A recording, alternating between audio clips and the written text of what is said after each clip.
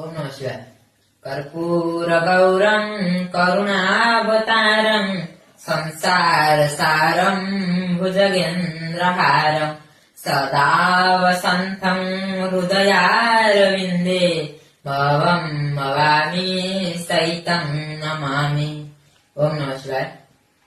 आम मैंने इस श्लोक सदाबले पढ़ुचे किंतु इस श्लोक कौन वर्णना है आपण जानते कि इस श्लोक शिव केते नम्र शंकर भगवान नम्रता एवं शंकर भगवान देहर रंग वर्णन कराई। आम मैंने समस्त देखीचे शिवंकर प्रत्येक मंदिर शिवंकर रंग कला किंतु आम समस्ते भी मध्य पचारे कहीपर शिवंकर रंग कला किंतु शिवंकर रंग कला नुहे।